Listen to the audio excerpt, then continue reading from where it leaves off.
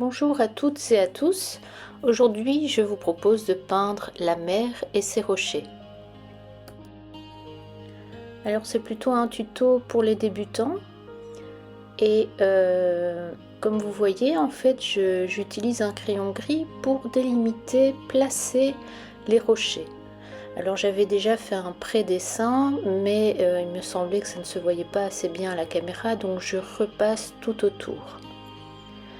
Alors ici, il y a un premier entraînement qui est d'essayer de tracer tout ça sans latte, sans règle, et d'essayer d'être parallèle en fait, et de donner une certaine dimension, une profondeur. Si vous n'y arrivez pas, vous pouvez utiliser une règle bien sûr pour le bas des rochers. Alors ensuite, j'utilise un pinceau le plus épais que j'ai, qui va bien retenir l'eau. Et on va mouiller toute notre feuille. Alors au niveau du ciel, on mouille vraiment de manière homogène. Et puis vous voyez, une fois que je passe sous les rochers, je vais mouiller, mais s'il reste certains endroits non mouillés, c'est chouette. Alors je vous explique pourquoi, parce que j'ai envie de laisser des parties blanches quand je passerai au niveau de la couleur de l'eau. Et donc pas besoin de trop mouiller la partie centrale, on va dire, de notre papier aquarelle. Alors pour le ciel, j'utilise du gris de Payne, très dilué pour commencer, et je balaye de gauche à droite comme ça en descendant tout doucement. Puis je vais venir chercher de l'indigo que je vais passer par-dessus, toujours très dilué parce que je veux que mon ciel soit très clair en fait. Ça nous fait un espèce de dégradé et on va laisser ça comme ça. Ensuite, je balaye sous les rochers, mais alors de manière vraiment aléatoire. Vous voyez, je ne rajoute pas tout de suite de l'indigo. On a des endroits qui restent blancs. Et là, en fait, il faut vraiment se laisser aller, ne pas vouloir faire quelque chose de parfait, mais plutôt s'imaginer qu'on a la mer, en fait. Et le blanc pourrait être de l'écume. Alors je dois toujours bien rincer mon pinceau quand j'ai terminé, hein, surtout pour éviter de reprendre trop de pigments sur le pinceau.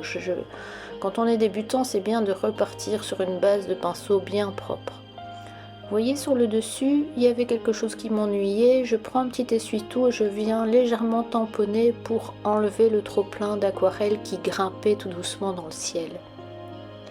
Et puis maintenant, je vais rajouter du pigment. Je voudrais que le bas en fait de mon aquarelle soit beaucoup plus foncé, contrasté, et à certains endroits je viens ajouter un peu de pigment. Alors dans le bas j'en rajoute encore. Il faut savoir que l'aquarelle sèche et une fois que c'est sec en fait c'est plus clair, donc ne pas hésiter à renforcer les parties que vous voulez voir vraiment plus contrastées. Toujours avec de l'indigo, je viens encore renforcer le bas et je n'hésite pas à même mélanger en fait un peu d'indigo avec du gris de Payne pour que ce soit assombri. Pour moi c'est important qu'on ait ces différences de teintes, en fait ça donne de la profondeur et au premier plan on sera vraiment plus foncé et on va jouer. Alors on va jouer ici avec de l'eau claire, donc j'ai changé de pinceau, je prends un pinceau plus petit et puis j'utilise uniquement de l'eau claire que je viens déposer, donc je tapote sur mon pinceau et ici vous allez voir on a vraiment plein de petites taches blanches. En fait ça s'appelle l'ouverture des blancs.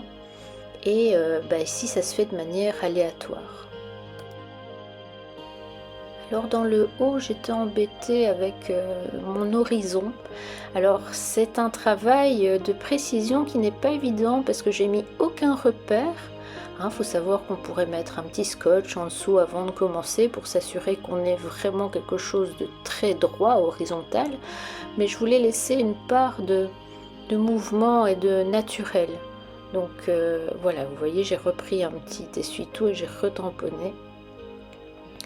Et puis je dépose à nouveau des petits splatchs d'eau claire dans le bas. Pareil, en fait, en séchant, ça va diffuser, ça se verra moins. Alors pour ajouter un petit peu de fun et une touche de couleur un peu plus peps, je mets du turquoise. Alors vous pouvez utiliser toutes sortes de bleu qui tend vers le turquoise et qui fait penser finalement un peu à la mer. Alors je fais un premier séchage. Ça me permet en fait de visualiser justement ce que donnent ces taches, et je vois qu'il y a une zone encore humide et je vais rajouter de l'eau claire par petits splatchs. Je voudrais renforcer un peu ces textures en fait, cette matière un peu d'écume. Alors on est dans une zone qu'on va dire un peu semi-abstraite, hein. On n'est pas dans quelque chose de très réaliste, mais c'est le but, c'est aussi de s'amuser en fait. Une fois que tout est sec, on va s'attaquer aux rochers. Alors je commence par les rochers les plus loin et je vais utiliser du sépia.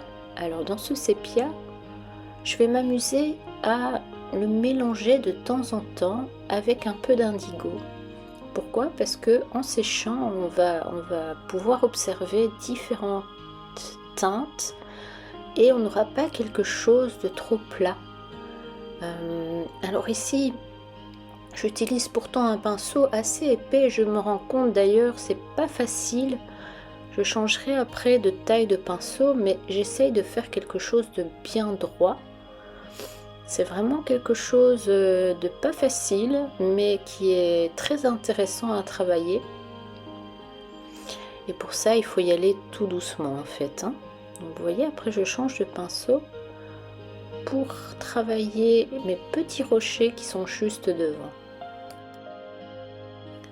Alors je change de pinceau, j'utilise le numéro 8 à la place du 12 parce que je veux créer des toutes petites pierres, des rochers juste devant le tout grand rocher qu'on vient de peindre, et ça me permet d'être plus dans la précision. Alors ensuite je vais passer au rocher juste en dessous, au milieu à gauche, et j'utilise du terre de sienne brûlée que je vais mélanger un peu avec du sépia. Pareil, en fait, en mélangeant ces deux teintes, ça nous donne certaines variations et c'est intéressant au niveau du rocher. Alors ici, je suis très pigmentée, puis je vais rincer un petit peu et je vais faire descendre comme ça sans rajouter de pigment pour avoir une différence dans les transparences en fait. Donc on est moins pigmenté, on a un peu plus de transparence et c'est intéressant. Pourquoi? Parce qu'on descend dans l'eau tout doucement avec ce rocher. Pour renforcer cette sensation, je vais rincer complètement mon pinceau et je viens descendre sur le bord tout au long, ce qui fait que tous les pigments vont descendre légèrement vers le bas en dégradé. On a comme ça vraiment une impression que l'eau vient se déposer sur le rocher en fait. Et puis ensuite on va venir faire la même chose avec le rocher en bas à droite. Donc le même type de couleur, terre de sienne brûlée et sépia mélangé. On commence par créer la forme du haut du rocher et on va descendre progressivement avec notre aquarelle qui est très pigmentée hein, ici. On rince le pinceau et puis on va venir comme tout à l'heure frôler notre rocher et faire un espèce de petit dégradé vers l'eau qui est transparente en fait. Alors je suis désolée, hein, j'ai vraiment ma voix qui déraille encore un peu. La grippe a été très difficile en ce début d'année. Alors ici vous voyez, je rajoute un petit peu d'indigo mélangé à mon sépia. Ça va donner du relief en fait à nos rochers. Et comme on est dans l'humide, ça va vraiment se diffuser. On n'aura pas quelque chose qui se voit de manière brute, mais ce sera plutôt fondu. Donc je sèche encore une fois mon aquarelle au complet.